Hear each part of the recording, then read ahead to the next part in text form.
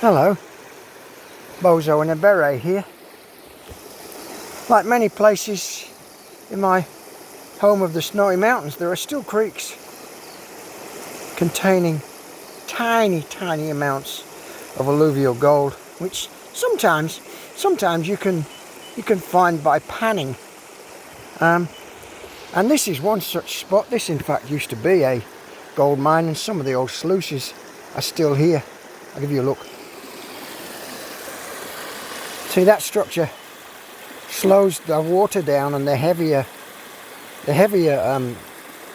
compounds, including gold, which is an element of course, but they all settle to the bottom. So if you dig in the slow part of the water and then pan, and I'll show you how panning is done, we probably won't find any, but we can have a look. Also, at the base of big rocks like that, downstream end of big rocks like that, the water slows down, and if you dig there and pan, you often find gold. So let's, oh, not often, but people do, especially around where I live. So we'll have a look anyway.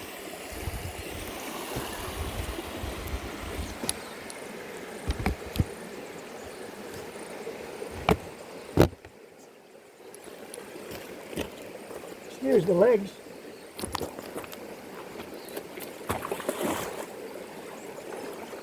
So I'll dig out some base. Get rid of the big stuff. So as you've just got the sediments in the bottom, give it a bit of a swirl. As I said, the heavy elements fall to the bottom of the pool. And then this isn't a gold pan. If it was, it would have ridges in it. So it's not ideal. But by swirling round, just moves the top of the water, like so. And at the tail edge, where all the fine stuff is, deep in the swirl, you will find, that's where you will find the flecks, the very small flecks of alluvial gold. And as I say, you can pretty much be sure you did it for long enough in the snowy. I'll just get rid of some of this larger stuff till we're down to a fine base.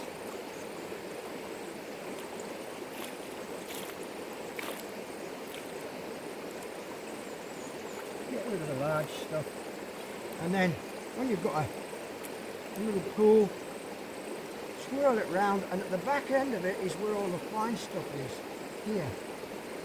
And that's where you'll detect, if there is any, a little fleck of gold maybe.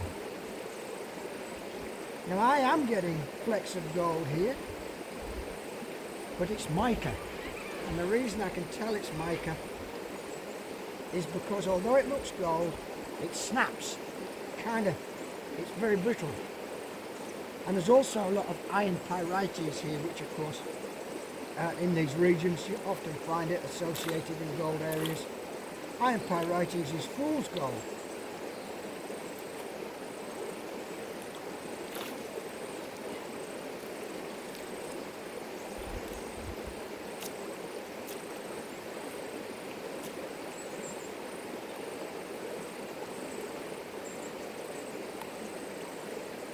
See, at the base of the swirl, at the back end of the swirl is where you'll see any flecks of gold. And I can see one there. I can pick it out with my finger. But it's just mica. It breaks up underneath my fingernail.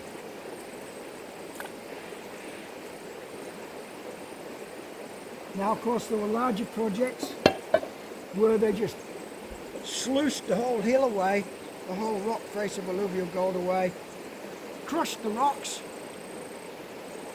and then the crushed rock was poured over plates, great big plates containing mercury, and the mercury amalgamated with the gold that was in there, and the mercury was later boiled until it left, it was boiled away until it left just the gold. Of course, very dangerous thing to do. As we know, Mad Hatters worked with mercury, and mercury is a neurotoxin and it sends you mad. Excuse the legs. Anyway, I'll keep trying.